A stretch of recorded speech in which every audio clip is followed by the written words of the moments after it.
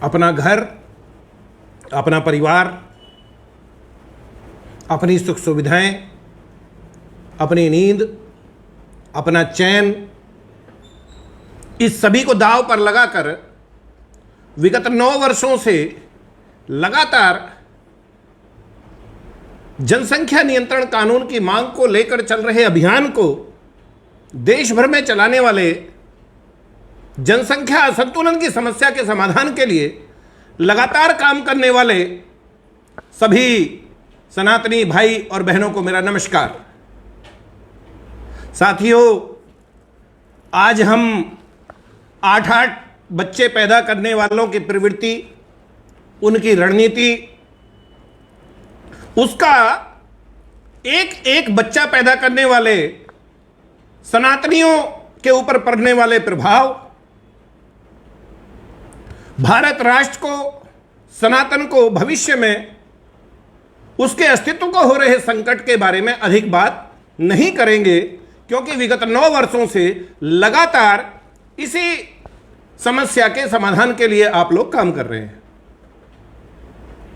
आज जो लाइव मैं आपके सामने आया हूं, पिछले 1 माह से लगातार आप में से कई लोगों के साथ, देश भर के भाई बहनों के साथ यथासंभव फोन पर, एनसीआर क्षेत्र में उनके बीच जाकर बैठकों में, कार्यालय की बैठकों में, अनेक प्रकार की बैठकों में संगठन के संरक्षक, संगठन के राष्ट्रीय संयोजक ममता सहगल जी, संगठन मंत्री निर्मला विनोद गिरि जी, संगठन के महासचिव श्री धर्मेंद्र धामा जी, श्री कृष्ण मुरारी जी, श्री अंकित शर्मा जी, श्री हरेंद्र बोरा जी, संगठन के कोषाध्यक्ष श्री सुधीर शर्मा जी, और मैं नाम क्या, चाहे वो संगठन के बौद्धिक प्रमुख श्री विक्रांत जी, सभी उपाध्यक्ष, आप सभी के निर्देशानुसार मैं आज का फेसबुक लाइव आया हूं। वास्तव में फेसबुक लाइव में जब हम आपस में आमने सामने होते हैं तो मैं कुछ बिंदु रखता हूं, ध्यान में जो कुछ भी आता है वो बातचीत की जाती है, लेकिन मुझे आज निर्देश प्राप्त हुआ है कि मैं आज जो कुछ भी कहूं वह सब रिटर्न फॉर्म में हो। इस सब के लिए उन सभी का अप्रूवल है, संगठन के अधिकांश लोगों का अप्रूवल है, बल्कि मैं यूं कहूं उनका आग्रह है, उनका निर्देश है। और मैं ये नहीं कहूंगा कि ऐसा मुझे निर्देश मिला है और मुझे मात्र उसे पढ़ने के लिए कहा गया है, मेरी भी उस पर सहमति है, परंतु यह सहमति बनी कि मैं उसे अक्षरशः आपके सामने रखूं। मेरा आप सभी से आग्रह है कि आप अपनी फेसबुक आईडी पर भले ही इसे शेयर करें, बाकी अपना अधिक समय इसको शेयर करने में न व्यर्थ करें, बल्कि सभी बातों को ध्यानपूर्वक सुनें, क्योंकि अब हम निर्णायक मोड़ पर हैं। तो मैं जो बिंदु हैं कुछ जिन्हें मैं आपके सामने मुझे रखने के लिए कहा गया है, मैं उन सब बिंदुओं को लेता हूं।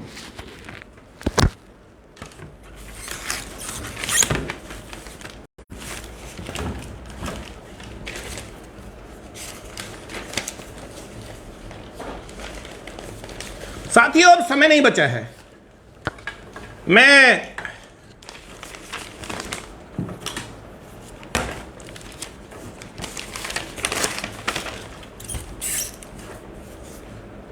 2013 से आज 2023 आ गया है।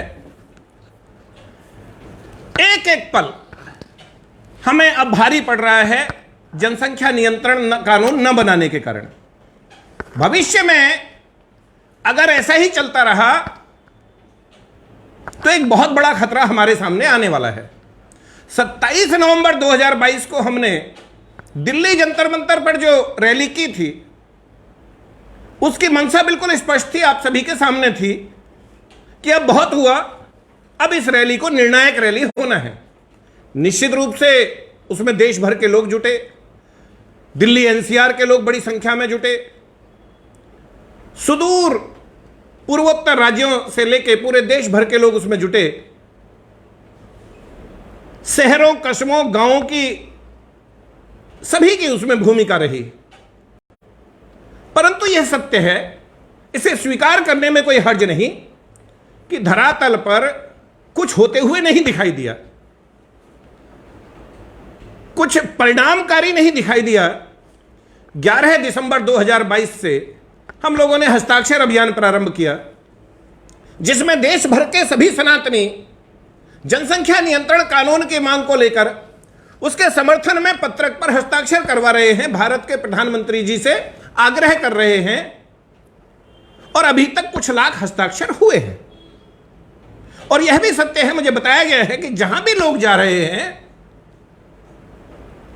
इस हस्ताक्षर अभियान के, या मैं यूं कहूं जनसंख्या नियंत्रण कानून के समर्थन में लोगों में एक उत्साह का वातावरण है। जिनके बीच में हम गए हैं, लोगों में अंडर करंट चल रहा है। यह भी सत्य है कि हम सभी लोगों तक पहुंचे नहीं हैं, या हमारे लिए सभी लोगों तक पहुंचना संभव नहीं है। एक संगठन के नाते 142 करोड़ की जनसंख्या है, हम सभी तक नहीं पहुंच सकते, लेकिन जितना भी पहुंचे हैं, लोगों में उत्साह है, लोगों को समझ में आ रहा है। साथियों, अब समय आ गया है कि इस हस्ताक्षर अभियान को हम गति दें और करोड़ों लोगों के हस्ताक्षर हम इस पर प्राप्त करें। दूसरी बात, आप सभी लोग इन सभी पत्रकों को इकट्ठा करके सभी जिलाध्यक्षों के माध्यम से, प्रदेश अध्यक्ष सभी जिलों से इन पत्रकों को लेकर दिल्ली आने वाले थे। निश्चित रूप से आप दिल्ली आने वाले हैं, परंतु अब इस योजना में थोड़ा सा बदलाव है। अब बस बहुत हुआ, अब हमें और प्रतीक्षा नहीं करनी है। अब और प्रतीक्षा कहीं की भी नहीं जा सकती। अभी नहीं तो कभी नहीं, अभी नहीं तो फिर कभी नहीं। यथासंभव हमें अधिक से अधिक प्रयास अब करने हैं। समय नहीं बचा है, धीरे धीरे समय हमारे हाथ से निकल रहा है। हम प्रयास करें, कल से ही गांव गांव, मोहल्ले मोहल्ले, घर घर जाकर हस्ताक्षर अभियान करवाएं, और 28 अप्रैल 2023 29 अप्रैल नहीं, 28 अप्रैल 2030 दिन शुक्रवार को इन हस्ताक्षरित पत्रकों को लेकर दिल्ली गाजियाबाद के बॉर्डर पर जो स्थान नियत होगा, जहां जेएसएफ का कैंप लगेगा, उस कैंप में पहुंचना है। हम सभी वहां पहुंचेंगे। हम वायुयान से आए, एयरक्राफ्ट से आए, हम बस से पहुंचे, हम रेल से पहुंचे, हम मेट्रो से पहुंचे, हम कार से पहुंचे, जीप से पहुंचे, बाइक से पहुंचे, ट्रैक्टर के माध्यम से पहुंचे, ट्रक के माध्यम से पहुंचे, छोटा हाथी पे चढ़ के आए, घोड़े पे चढ़ के आए, पैदल आए, जैसे भी संभव है हम वहां आए। बैलगाड़ी से आ सकते हैं, निश्चित रूप से हम बैलगाड़ी से भी, अपना जो वाहन है पैदल आ सकते हैं, हम पैदल आए। लेकिन 28 अप्रैल को हम यथासंभव वो स्थान वसुंधरा, वैशाली, हो सकता है दिल्ली बॉर्डर पर वो स्थान होगा, वहां हम सब इकट्ठा हों। 28 अप्रैल से 29 अप्रैल के प्रातः है, 29 अप्रैल प्रातः 8 बजे हम वहां से कूच करेंगे।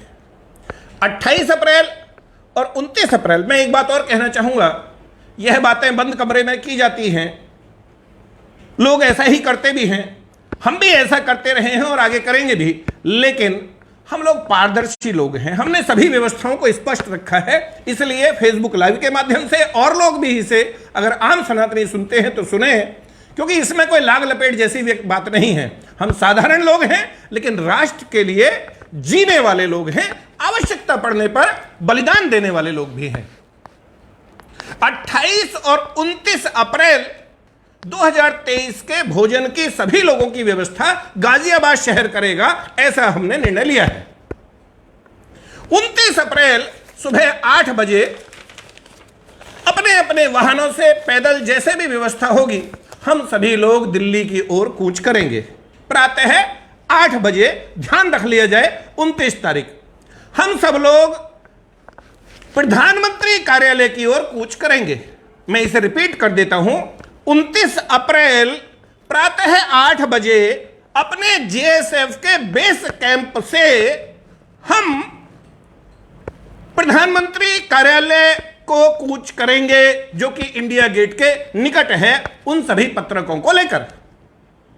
आशा की जाती है कि माननीय प्रधानमंत्री जी अथवा उनका कोई महत्वपूर्ण उनके द्वारा नियुक्त मंत्री जी, मैं स्पष्ट करूं, जो हमसे जुड़े रहे हैं वह नहीं, उनके द्वारा नियुक्त या कोई भी उनके द्वारा इस विषय पर निर्णय लेने की क्षमता वाले कोई भी मंत्री जिन्हें वह डिप्यूट करेंगे, वह इंडिया गेट के सामने जो स्थान है, काफी स्थान है, वहां बहुत बड़ा स्थल है, राजपथ से लेके विजय पथ काफी बड़ा स्थल है, वहां सब आकर, वहां वह आकर हमारे इन सभी पत्रकों को ग्रहण करें। निश्चित रूप से शीर्ष नेतृत्व के स्तर से जनसंख्या नियंत्रण कानून की मांग को इन प्रिंसिपल यानी सैद्धांतिक रूप से स्वीकार किया जाए, ऐसी हमारी अपेक्षा है, और तय समय में कानून की प्रक्रिया प्रारंभ करके एक समय सीमा तय करके कानून बनवाया जाए, यह हमारी अपेक्षा है, आशा है, मांग है। प्रधानमंत्री जी स्वयं, उनके द्वारा नियुक्त कोई महत्वपूर्ण मंत्री, निर्णय लेने में सक्षम मंत्री इंडिया गेट के सामने हमारे प्रतिनिधि मंडल से नहीं बल्कि देश भर से आए हुए सभी सनातनी योद्धाओं, जीएसएफ योद्धाओं, भाई और बहनों, जिनमें जिलाध्यक्ष भी होंगे, जिले की टोली भी होगी, जिनमें प्रदेश अध्यक्ष भी होंगे, महिला विंग सहित प्रदेश की टोली भी होगी, जिनमें राष्ट्रीय टोली भी होगी, जिनमें इन हस्ताक्षर पत्रकों के संयोजक होंगे, जिन्होंने हस्ताक्षर करवाए होंगे, और आम लोग भी होंगे, न केवल दिल्ली एनसीआर के बल्कि पूरे भारत से आए हुए लोगों के, चाहे वो असम के लोग हों, चाहे वो त्रिपुरा के लोग हों, चाहे वो मणिपुर, मिजोरम, नागालैंड, चाहे वो अरुणाचल हो, चाहे सिक्किम के लोग हों, चाहे झारखंड, पश्चिम बंगाल के लोग हों, चाहे बिहार के लोग हों, चाहे छत्तीसगढ़, मध्य प्रदेश के लोग हों, उत्तर प्रदेश के लोग हों, उत्तराखंड के लोग हों, हिमाचल प्रदेश के साथी हों, दिल्ली के साथी हों,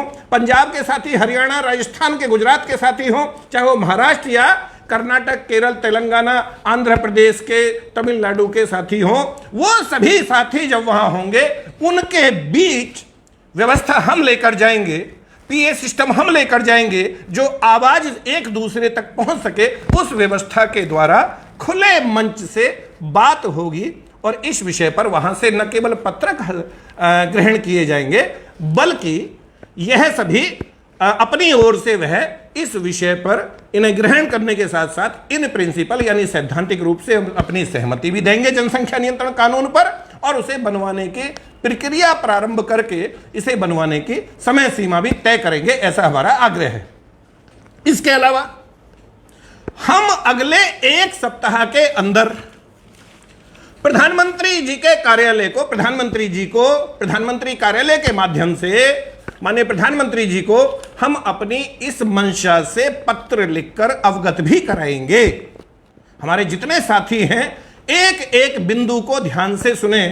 हम सभी इन भावनाओं को, अपनी 28 और 29 की कार्य योजना को प्रधानमंत्री जी को पीएमओ के माध्यम से हम पत्र लिखकर उन्हें अपनी मंशा से अवगत कराएंगे। ऐसा हम अगले एक सप्ताह में करने वाले हैं। इसी प्रकार हजारों हजार लोगों के साथ हम शांतिपूर्ण ढंग से 29 तारीख को पीएमओ कूच करेंगे, परंतु ऐसी संभावना है वामपंथी प्रशिक्षण की चाशनी में पगे शासन प्रशासन के अधिकारी, उनके स्तर के लोग कहीं इसमें अड़ंगा लगाने की कोशिश ना करें, क्योंकि अगर उन्होंने इस पर अड़ंगा लगाने की कोशिश की तो निश्चित रूप से हम इस बार, मैं इसे पारदर्शितापूर्ण बता देता हूं आपको, इंडिया गेट सहित कहीं भी रास्ते में हमें रोकने का, अवैध ढंग से रोकने का प्रयास किया गया, शांतिपूर्ण ढंग से लोगों को, चल रहे लोगों का प्रयास किया गया, तो हम उसी स्थान पर, इंडिया गेट सहित जहां भी रोका जाएगा, हम उसी स्थान पर बहुत ही अनुशासित ढंग से, बिना हिंसा किए, यहां तक कि बिना किसी भी प्रकार के शाब्दिक हिंसा किए भी हम वहीं पर शांतिपूर्वक बैठ जाएंगे और तब तक बैठे रहेंगे जब तक कि बड़ी संख्या में एक एक बच्चे तक सीमित रहने लग पड़े हमारे सनातन समाज को 8-8 बच्चे पैदा करने की प्रवृत्ति वाले लोगों द्वारा, उसके द्वारा जो असंतुलन किया जा रहा है और अस्तित्व मिटाने का जो प्रयास इससे हो रहा है, भविष्य में जो अस्तित्व का संकट पैदा हो रहा है, उन साजिश रचने वालों की रणनीति में पलीता लगाकर जनसंख्या नियंत्रण कानून की प्रक्रिया जब तक प्रारंभ नहीं हो जाएगी, जनसंख्या समाधान फाउंडेशन के भाई और बहन वहां बैठे रहेंगे। ये हम सब लोगों ने तय किया है और मुझे आप सभी को यह बताने का निर्देश प्राप्त हुआ है और मेरी इसमें 100% सहमति भी है। साथियों, यह कोई जल्दबाजी में लिया गया कदम नहीं है, यह कोई निराशा में या बिना सोचे समझे लिया हुआ कोई निर्णय नहीं है, अपितु यह निर्णय विगत 1 माह में अनेक छोटी बड़ी बैठकों, देश भर में प्रवास, कई राज्यों में प्रवास, उसके अलावा सभी पहलुओं पर ठीक प्रकार से विचार करके, खूब ढंग से सभी से बातचीत करके यह निर्णय लिया गया है और यह बिल्कुल पारदर्शी निर्णय है। हमारा यह भी कहना है कि जो गलती हमने पिछले 1300 वर्ष पूर्व की, 711 से लेके और विगत 1300 वर्षों के दौरान में की, पूरे देश में, चाहे वो अरब काल हो, वो तुर्क आक्रमण हो, वो मुगल काल हो, वो ब्रिटिश काल हो, वो 1947 का दर्दनाक विभाजन हो, वो 1950 की स्थिति हो, वो पीओके बनने का, पीओके छीन लेने का, कश्मीर का बड़ा भाग लेने का विषय हो, वो 1989-90 का विषय हो, चाहे वो 2014-2013 में जो कुछ होने जा रहा था एक कानून के नाम पर वह सब हो, इस सब को जो कुछ हुआ था अब वह गलती भविष्य में कोई न कर पाए, इसलिए स्वहित त्याग कर सामूहिक निर्णय लेते हुए सही समय पर हम लोगों ने यह फैसला लिया है कि अब हम वह गलती नहीं दोहराएंगे जो गलतियां 1300 वर्ष में दोहराई गई थी। हम उन गलतियों को अब दोहराना अफोर्ड नहीं कर सकते। We can't afford that. हम और अब गलती करें यह संभव नहीं है।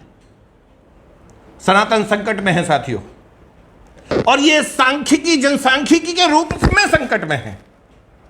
देश की सरकार, वर्तमान सरकार, जो कुछ भी देश और विदेश के स्तर पर हो रहा है वह सब ठीक है, परंतु जिस प्रकार से हम संख्यात्मक रूप से घट रहे हैं, स्थितियां आपके हाथ से बाहर जा रही हैं।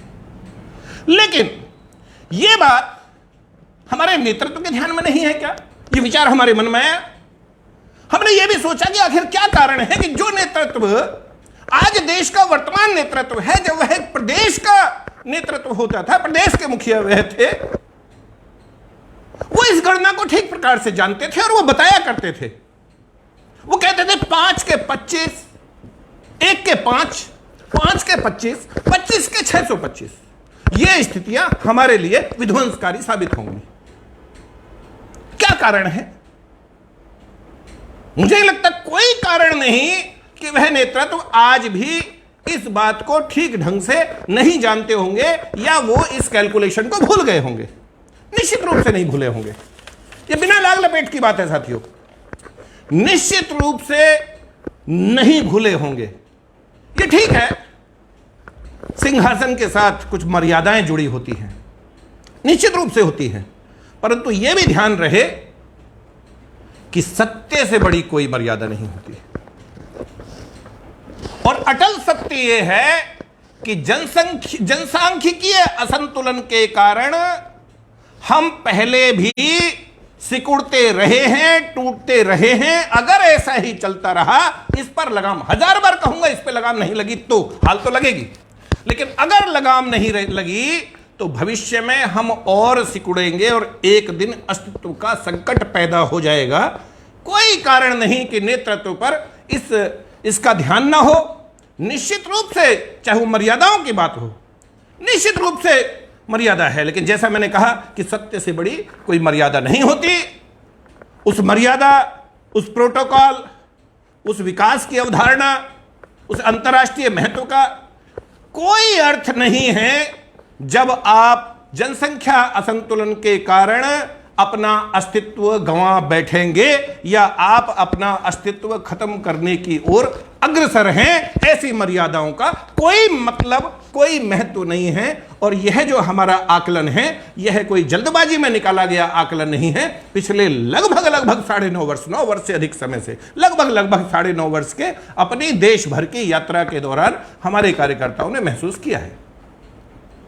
कोई इसका कारण नहीं है, इसमें किसी को कोई दो राय नहीं है कि जनसंख्या असंतुलन के कारण, जनसांख्यिकीय असंतुलन के कारण भारत अनेक बार खंडित हुआ है।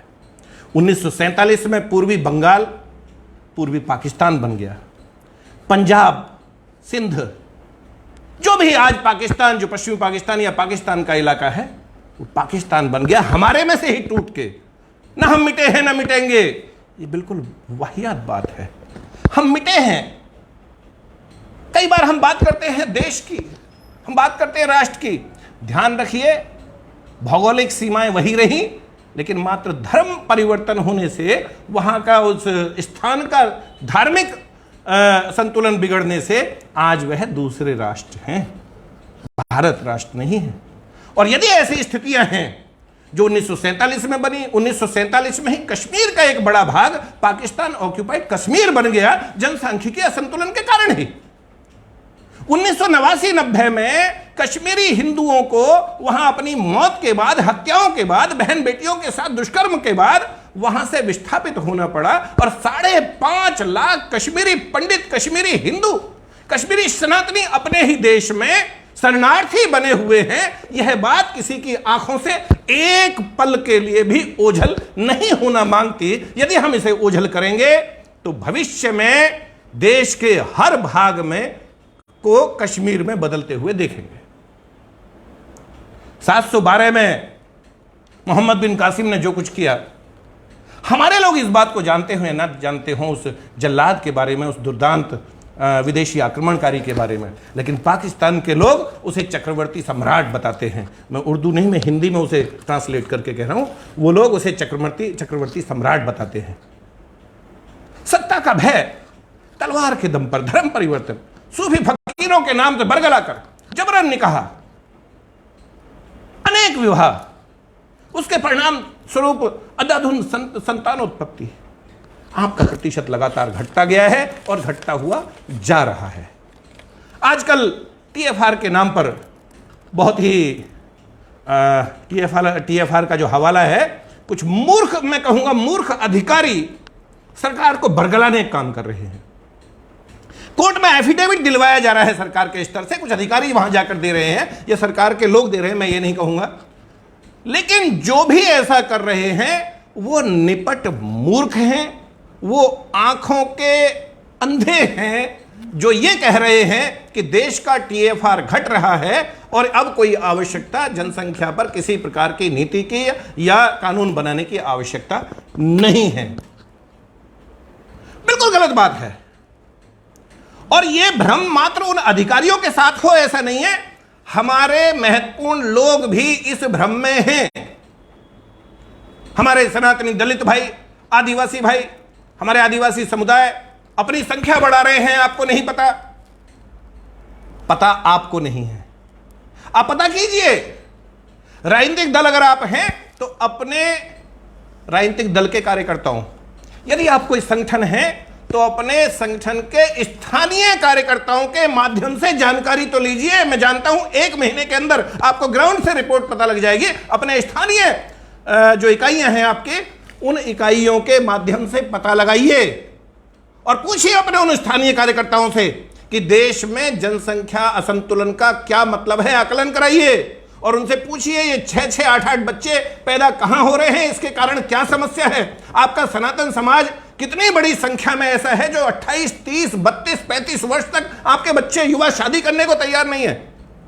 गांव में ऐसी स्थितियां हैं जहां लड़कों की शादी नहीं हो रही, लड़कियों के साथ भी दिक्कत है, और जहां शादी हो भी जाए, जो पालने की स्थिति में लोग हैं वो संतानोत्पत्ति नहीं कर रहे, और जिनके बारे में गलतफहमी भ्रम पाले बैठे हैं हम लोग, वह सनातन समाज, दलित समाज अपने बच्चों को अच्छा जीवन स्तर जो उनका अधिकार है उसे देने के लिए उनकी नई पीढ़ी में, उनकी बात नहीं कर रहा हूं जिनकी उम्र 40, 45, 50 वर्ष है, नई पीढ़ी, नए युवा किसी भी हाल में 2 बच्चे से ज्यादा पैदा नहीं करना चाहते। ये बात पूरे देश भर के हमारे कार्यकर्ता ही नहीं, मैं तो ये खुलेआम आपसे आग्रह करता हूं। मैं चैलेंज जैसा शब्द नहीं करता कि भाई मैं आपको चैलेंज देता हूं, लेकिन आग्रह करता हूं, एक बार बहुत काम किए हैं देश भर के अपने स्थानीय कार्यकर्ताओं से एक बार पूछ लीजिए कि स्थितियां क्या हैं और भविष्य कहां जा रहा है और बच्चे कहां हैं और कहां नहीं हैं और इसका असंतुलन का क्या परिणाम आने वाला है। मात्र अपने स्थानीय कार्यकर्ताओं से पूछकर शायद सब पता लग जाएगा, कोई भ्रम जैसी स्थिति नहीं रहेगी। एक और भ्रम वहां फैलाया जा रहा है, अगर एजुकेट किया जाए लोगों को, जो 8-8 बच्चे पैदा कर रहे हैं उनको एजुकेट किया जाए, उनको शिक्षा दी जाए, उनकी महिलाओं को शिक्षित किया जाए, तो निश्चित रूप से हम अपना डिजायर्ड रिजल्ट हासिल कर लेंगे। रबिश बात है ये तार्किक रूप से और तथ्यात्मक रूप से असत्य है। मैं डंके की चोट पर मैं स्वयं नहीं, हमारे सभी पदाधिकारी, हमारा पूरा संगठन, मैं कहता हूं आपके अपने सभी कार्यकर्ता इस बात को बताएंगे कि यह बिल्कुल वाहियात बात है। ऐसी सोच इस देश को खत्म कर देगी। आप एजुकेट करने की बात कर रहे हैं टीएफआर के मामले में। हां, टीएफआर कम है केरल में। केरल सर्वाधिक साक्षर राज्य है, 100% वहां लिटरेसी रेट है। लेकिन पता है आपको 1951 से लेकर और अब तक, और 2001 से 2011 के बीच तक वहां कितना परिवर्तन आया है। डिकेडल ग्रोथ रेट वहां सनातन समाज की, वहां क्रिश्चियन समाज की और दूसरे समाज की जो 8-8 बच्चे पैदा करते हैं उस समाज की जरा एक बार निकाल के देखिए। वो डिकेडल ग्रोथ रेट का अंतर 2001 और 2011 वाले दशक में, डिकेड में 475% का अंतर था केरल में। और ये मैं नहीं कह रहा हूं, हमने जो आंकड़े जुटाए हैं आप ही की, यानी भारत सरकार की, जो उस समय की सरकार थी, उस समय के दिए हुए आंकड़ों के आधार पर। वैसे बड़ी एक मैं स्पष्ट बात आपसे कहना चाहूं कि टीएफआर जैसे विषय हों, चाहे वो जनगणना जैसे विषय हों, बहुत सारे ऐसे बाहुल्य वाले स्थान होते हैं जहां एक चतुर्थ श्रेणी वाले कर्मचारी की इतनी स्थिति ही नहीं होती कि वहां जाके वो ठीक ढंग से अपना मुंह खोल सके। वहां लोग, वहां के जो भी धार्मिक नेता हैं उनके, वो बैठ के बताते हैं, अबे लिख ले वहां के, अबे लिख ले 3, फला के लिख ले तू 4, फला के लिख ले 6, 8 के 6, 6 के 4, 4 के 2, 2 का है ही नहीं 2 का मामला। और है यदि कोई जिसे हम उदाहरण देते हुए नहीं थकते अपने मोहल्ले का, फला के हैं, फला इंजीनियर साहब है, इंजीनियर साहब के 2 हैं 2, बात करके देखिए उनसे, जनसंख्या नियंत्रण कानून बनाकर सब पर लागू कर देना जो 8 कर रहे हैं। पहला व्यक्ति होगा जो कहेगा नहीं ऐसा नहीं करना। आप समझिए इस बात को, एक एक शब्द को आप समझने की कोशिश कीजिए। मैं जो कह रहा हूं ये धरातल की रिपोर्ट है, आप सबकी रिपोर्ट है। तो ये जो टीएफआर वाला ये मामला है बिल्कुल गलत है। 1881 में, 1881 की बात कर रहा हूं, अंग्रेजी जमाने से, 1881 की जनगणना से लेके 1891, 2001, 1901, 1911, 1921, ऐसे होते होते 2011 तक सभी जनगणनाओं को हमने लगभग 1 महीना लगाकर उनका विश्लेषण किया है, सारे आंकड़े तथ्य जुटाए हैं, उनका विश्लेषण किया है और उसके आधार पे वो हमने तुलनात्मक अध्ययन किया है। उसके अलावा जो हमारे देश भर के जेएसएफ कार्यकर्ता हैं उनके माध्यम से जो आम लोगों की जो फीडबैक है उसके आधार पे हमने एक बुकलेट बनाई है। वह बुकलेट हम कुछ महत्वपूर्ण जगह पर दे चुके हैं। वह बुकलेट 15 मार्च को, इसी 15 मार्च को आप सभी के बीच आ जाएगी। उस बुकलेट को पीडीएफ फॉर्मेट में, और यदि इसका लिंक कोई बन सकता हो तो उस लिंक के रूप में भी आप सभी जेएसएफ योद्धाओं का, या मैं कहूं देश भर के सभी लोगों को, सनातनियों को, वह 15 मार्च को उपलब्ध करा दी जाएगी। आप उसे ठीक प्रकार से पढ़िएगा। आपके आंखों के सामने तारे दिन में दिखाई देने लगेंगे जब हम उसके आकलन को पढ़ते हैं।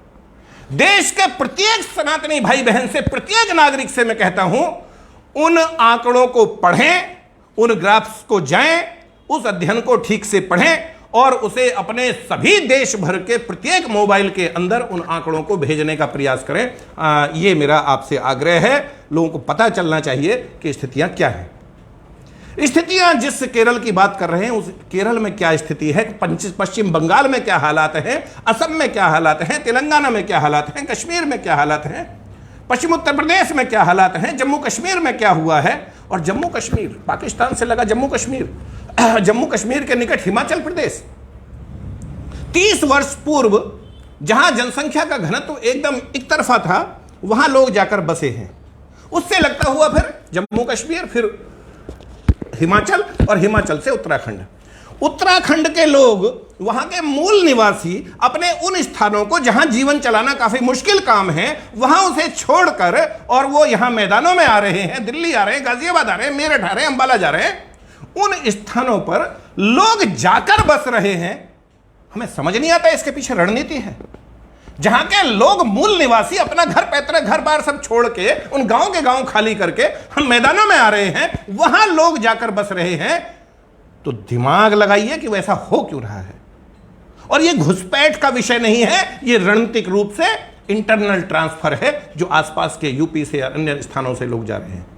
उसके अलावा यूपी का जो ऊपर का इलाका है, तराई इलाका है, पर नेपाल से लगता हुआ सीमावर्ती इलाका है, हुई थी घुसपैठ, कभी बाहर से रोहिंग्या और दूसरे लोग आए, लेकिन उत्तर प्रदेश के अन्य भागों से लोग वहां जाकर बसे हैं। अभी मात्र कुछ महीने पहले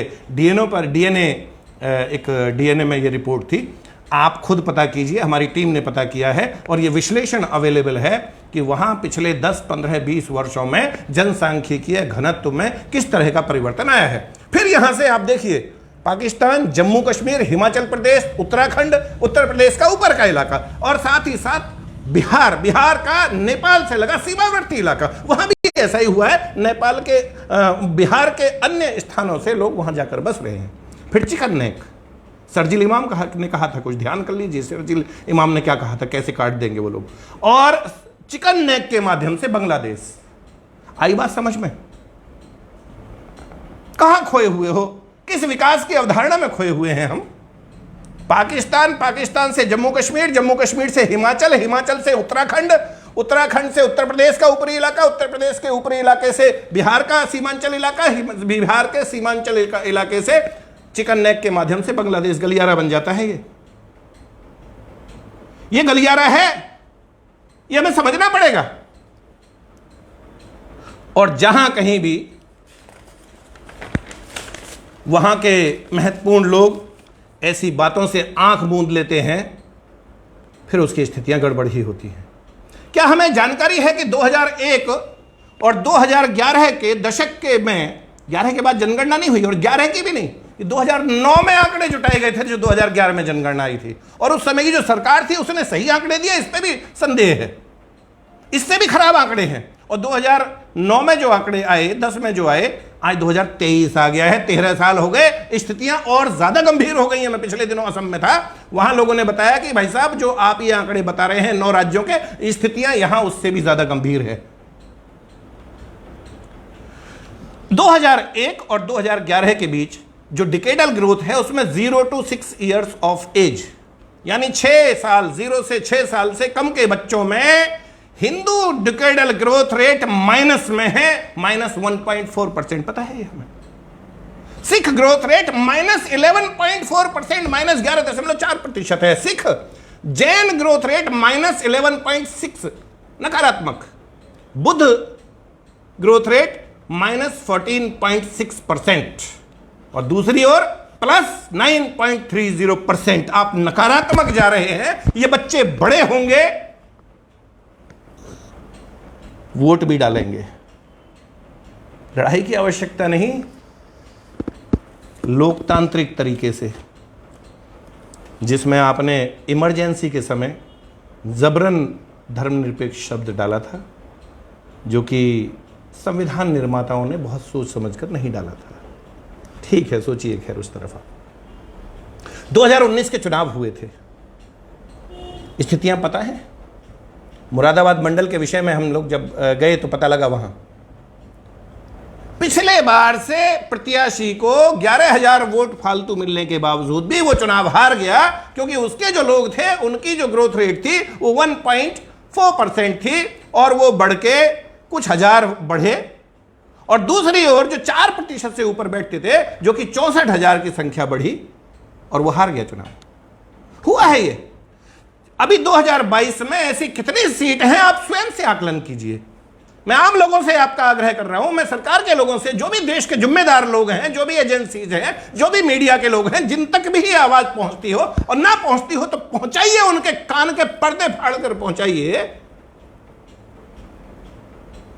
जिन सीटों को आप 4-5 हजार के अंतर से हारे हैं, जहां 1.5 लाख, 2.25 लाख, 2 लाख, 2.25 लाख की संख्या हो गई थी, 4-5 हजार की संख्या को एक या अधिक से अधिक 2 चुनावों में स्थितियां आपके हाथ से निकल जाएंगी। आसाम जैसा प्रदेश, इतना शानदार मुख्यमंत्री, बावजूद उसके आपकी आबादी वहां 58% रह गई है, और जिस समय यह आबादी 50% या उससे कम रह जाएगी तो कितना ही भी शानदार मुख्यमंत्री है, वो चुनकर नहीं आएगा, आपको बचाने नहीं आ पाएगा। ध्यान रखिएगा ये बात, और इसे लिख लीजिए जो मैंने अभी कहा है। जिस व्यक्ति के बारे में हम लोग जानते हैं उत्तर प्रदेश, वो कहता है अपराधियों को मिट्टी में मिला दिया जाएगा, और जो वो कहता है उसे करता है, किया है ऐसा। लेकिन जिस प्रकार से जनसांख्यिकी असंतुलन हो रहा है, कितनी बार हम तो एकजुट भी नहीं है, लेकिन एकजुट होकर भी कैसे? कश्मीर घाटी में आप कितने ही एकजुट हो जाएं, जो भी 100, 200, 500 बचे हैं, क्या कर लेंगे आप? असम के उन जिलों में क्या कर लेंगे आप? क्या होने वाला आप समझ रहे हैं? उत्तर प्रदेश कितना शानदार, अपनी बात का धनी मुख्यमंत्री, क्या कर लेंगे आप? सीने ठोक के बात करता है, अपराध को मिट्टी, और लोग उसे स्नेह करते हैं, उसकी बात का विश्वास करते हैं, लेकिन उस विश्वास की कीमत क्या? देश का नेतृत्व। गांव के गांव हम लोग 2022 में जब उत्तर प्रदेश में अपनी रथ यात्रा चल रही थी, उसके बाद जब हम घूम रहे थे अपने विषय को लेके, क्या महिला, एक बुजुर्ग महिला, ऐसे ऐसे पासी समाज, कश्यप समाज, धीवर समाज, सोनकर समाज, मौर्य समाज, उनकी बुजुर्ग महिलाएं राष्ट्रीय नेतृत्व के विषय में उसकी प्रशंसा करती थी। बहुत सारे ऐसे स्थानों पर गए जो थोड़े पढ़े लिखे गांव में भी हैं, वो देश के जो निर्णायक व्यक्ति हैं, जो लोग उनमें से हैं, जो मुखिया नहीं है लेकिन मुखिया के बाद महत्वपूर्ण स्थान पे आता है जो व्यक्ति जाते हैं, कितना विश्वास है उसके मैनेजमेंट को लेकर लोगों को। लेकिन वो मैनेजमेंट क्या करेगा जब मैनेजिंग स्थितियां आपके हाथ से गायब हो जाएंगी धरातल पर? तब क्या होगा, ये कोई सोच रहा है क्या? उस मैनेजमेंट का कोई मतलब नहीं है, उस अंतर्राष्ट्रीय साख का कोई मतलब नहीं है, उस विकास का कोई मतलब नहीं है, अगर हमने जनसंख्या पर नियंत्रण के लिए, जनसांख्यिकीय असंतुलन पर नियंत्रण के लिए जनसंख्या नियंत्रण कानून पर चुप्पी साध ली, या हमने उसके लिए कोर्ट में एफिडेविट दे दिए। तो हम पर और कोई काम नहीं है, हम यही काम करते हैं। हमने अपने सारे विषयों को त्याग रखा है, अपने घर परिवार सारी चीजों को त्यागा हुआ है। इस विषय के पक्ष और विपक्ष में एक पत्ता भी हिलता है तो हमें इसका एहसास होता है। कहीं खबर किसी अखबार में, किसी टीवी में, कहीं भी यहां वहां से कोई भी खबर मिलती है, वो हम तक अवश्य पहुंचती है, क्योंकि हम दिन रात यही काम करते हैं। हमें एहसास है इस चीज का। लेकिन हम ये महसूस कर रहे हैं कि इधर पिछले दिनों से कुछ समय से कुछ गफलत है इस विषय में, भ्रम है, बड़े महत्वपूर्ण लोगों को भ्रम है। 2021 में उत्तर प्रदेश सरकार किसी बेवकूफ के कहने पर, में कुछ अधिकारियों के कहने पर, राज्य विधि आयोग के कहने पर वन चाइल्ड पॉलिसी ले आई। कौन बेवकूफ था वो, पता लगाइए आप, वो आपका दुश्मन है कि दोस्त है। वन चाइल्ड पॉलिसी, एक बच्चे पर, जो एक बच्चे को पैदा करेगा और वहां नसबंदी करा लेगा, उसके उस बच्चे को, उसके माँ बाप को चिकित्सा, फ्री शिक्षा, सारे काम, सारे सुविधाएं। क्या कहना चाह रहे हो आप? जो समाज कहीं गलती से भी 2 बच्चे कर रहा है उसको भी लालच में डाल के आप एक बच्चे पे लाके सनातन का विध्वंस करना चाहते हो। और ऐसे बेवकूफी की तरफ जब ध्यान दिलाया गया प्रदेश के मुखिया का, वास्तव में सैल्यूट हिम। कैसे दिलाया, किसने दिलाया, छोड़ दीजिए, आपने भी जो किया वो उसे चलो छोड़ दीजिए, लेकिन बात है यहां उस मुखिया ने इस बात को माना, एहसास किया, उस बकवास ड्राफ्ट को रद्दी की टोकरी में फाड़कर फेंक दिया। पता नहीं उस वन चाइल्ड पॉलिसी में जिसकी भी जो भूमिका थी, हमें एहसास है, वैसे समय आएगा कहा भी जा सकता है, लेकिन फिर भी राष्ट्र के कुछ महत्वपूर्ण विषय होते हैं, उनमें ओपनली ये बातें नहीं कही जाती।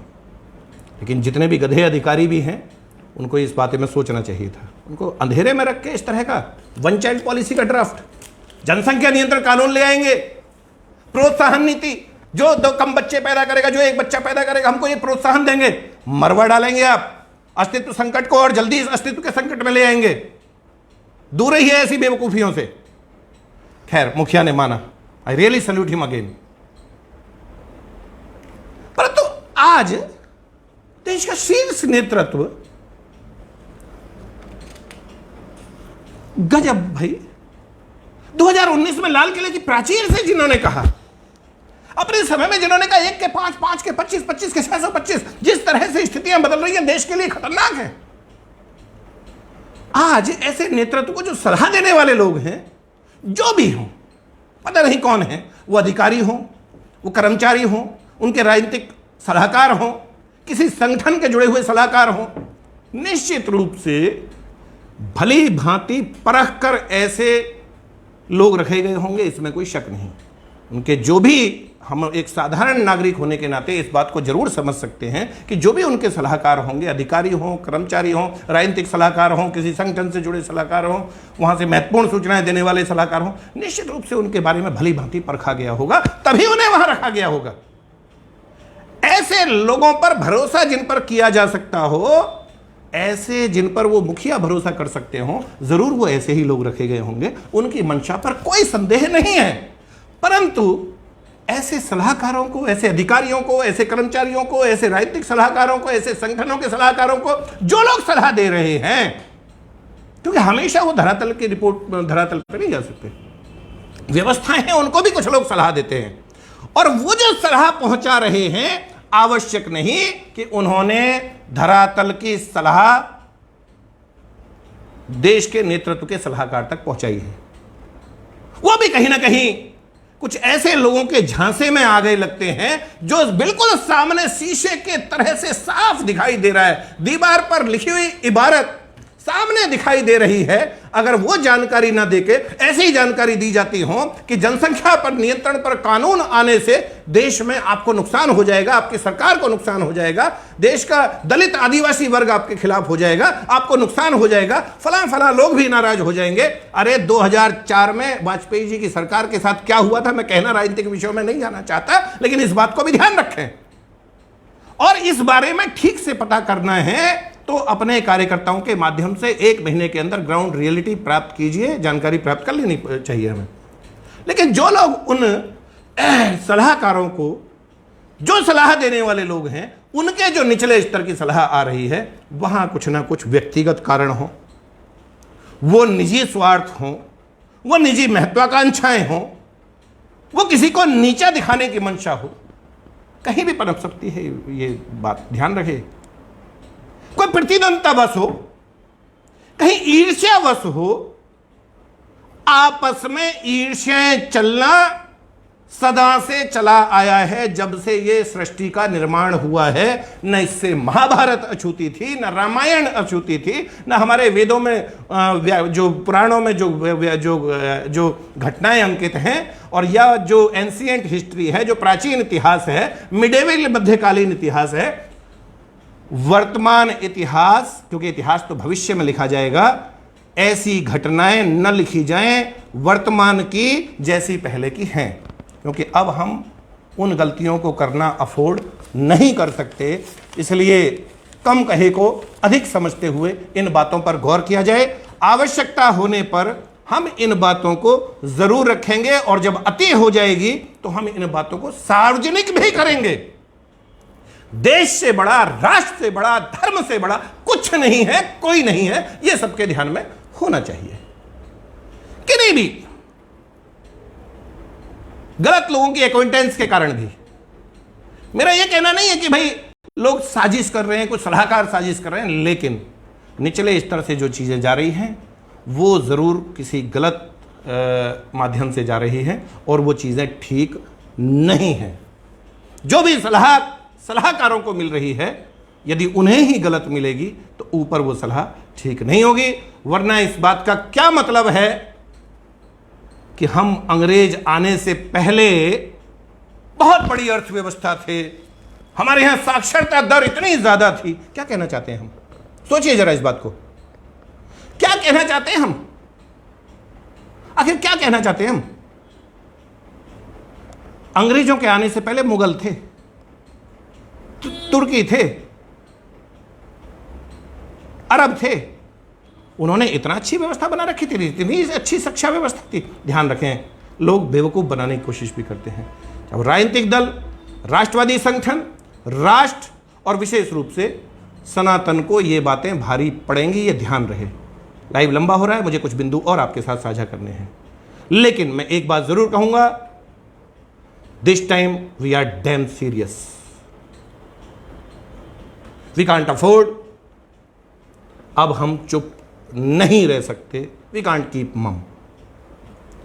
0 से 6 वर्ष आयु वर्ग के बच्चों में जो हमारा प्रतिशत गिर रहा है, भविष्य में जनसंख्या नियंत्रण कानून बनाकर उसका समाधान नहीं निकाला गया और वह वर्तमान अनुपात के हिसाब से नहीं रखा गया तो स्थितियां हमसे निकल जाएंगी।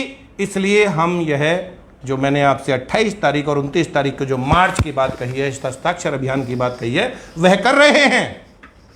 बॉल अब सरकार के पाले में है, सरकार के कोर्ट में है। हम इस बार अगर मजबूर किए गए बैठने के लिए, इस बार नहीं, अगर हम बैठने के लिए मजबूर किए गए तो फिर हम उठने के लिए नहीं बैठेंगे, बल्कि कानून बनवाने से पहले या कानून बनने की प्रक्रिया प्रारंभ होने से पहले बैठेंगे भी नहीं। यह ध्यान रहे सभी को। 28 और 29 अप्रैल का मैं स्पष्ट कर देता हूं, जो गाजियाबाद के भाई बहन है वो सुन लें। धरने का जो भी तीनों टाइम का भोजन है वो गाजियाबाद शहर करेगा। रात्रि में प्रतिदिन कम से कम 500 लोग होंगे, 200 लोग पूरे देश भर से। ये व्यवस्थाएं हम बनानी प्रारंभ करें। जो भी लोग हैं, जो भी सुन रहे हैं, 200 लोग ऐसे चाहिए जो परमानेंटली देश भर से कम वहां हों। 200 लोग एनसीआर से, दिल्ली एनसीआर से, रात्रि की मैं बात कर रहा हूं।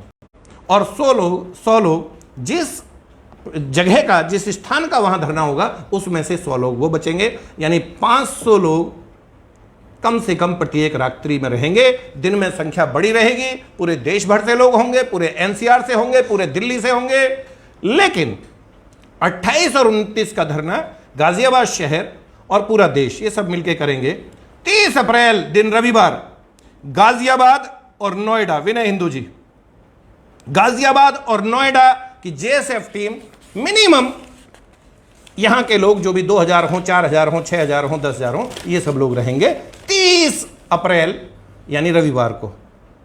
उसके अलावा जो 1 मई की व्यवस्था है वो टीम लोनी करेगी, जो कि गाजियाबाद जिले का ही एक अंग है, और वहां से 2000, 5000, 10000 ये उनकी अपनी क्षमता है। कल से ही काम करना प्रारंभ करें। अगर वो धरने की स्थिति बनी तो लोनी के लोग उस व्यवस्था को संभालेंगे, पूरे दिन वो व्यवस्था चलेगी। वहीं भोजन की व्यवस्था भी लोनी के लोगों ने करनी है, ये पहले से ध्यान में रहे। पूरे देश के लोग रहें, ये सारी बातें उनके ध्यान में रहें।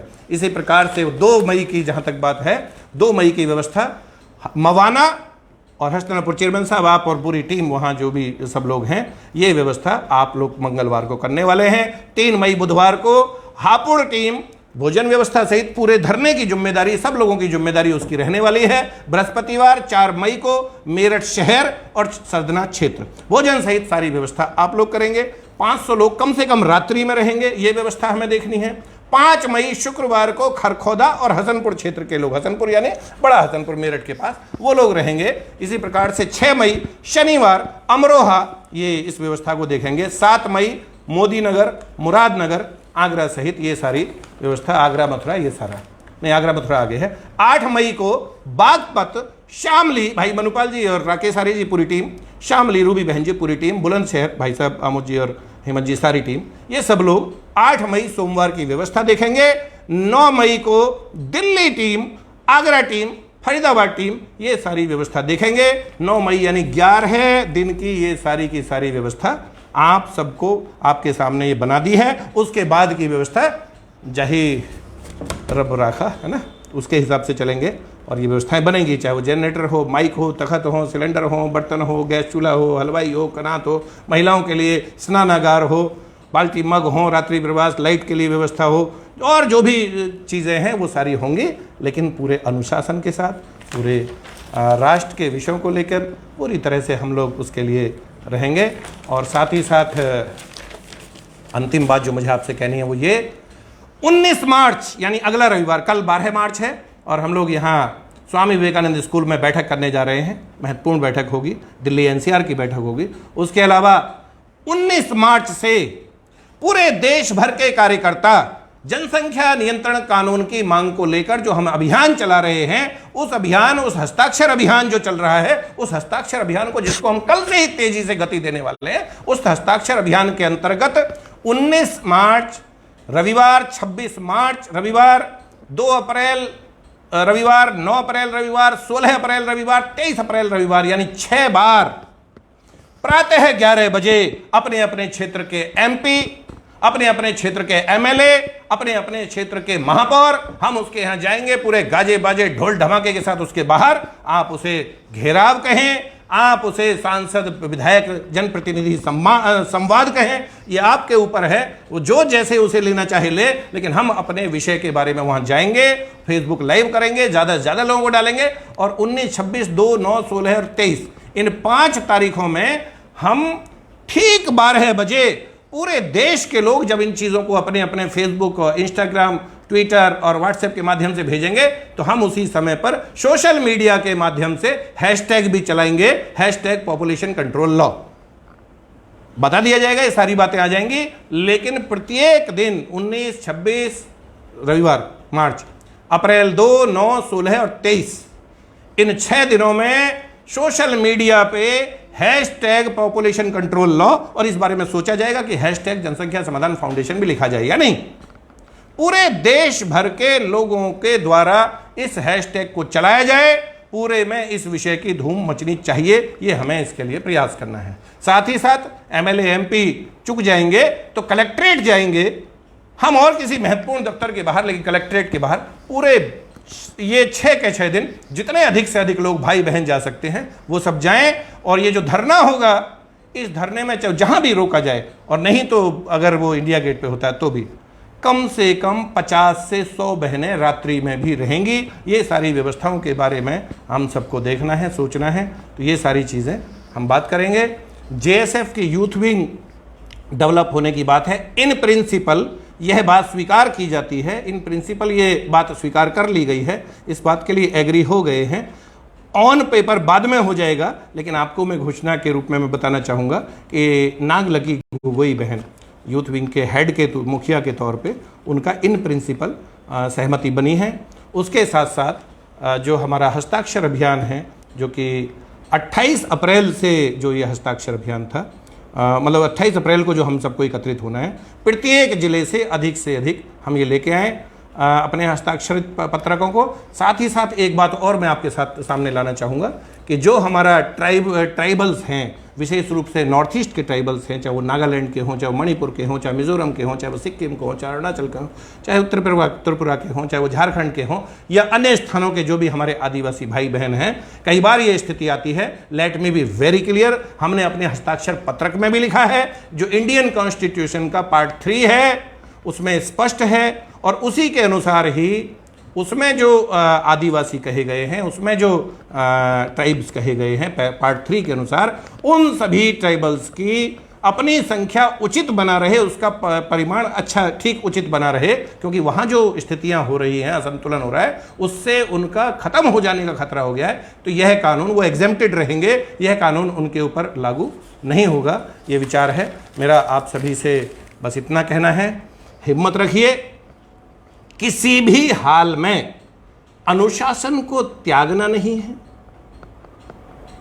वर्तमान व्यवस्था राष्ट्र के हित में है, ये हम जानते हैं, इसको नुकसान न पहुंचे ये भी हम जानते हैं, गलत लोग इसका लाभ ना उठाएं ये भी हम जानते हैं, लेकिन साथ ही साथ यह भी जानते हैं कि अगर जनसांख्यिकी के असंतुलन पर अविलंब अगर कोई कदम नहीं उठाया गया तो इसका भी बहुत बड़ा खतरा होने वाला है और हमारा अस्तित्व भविष्य में संकट में चला जाएगा।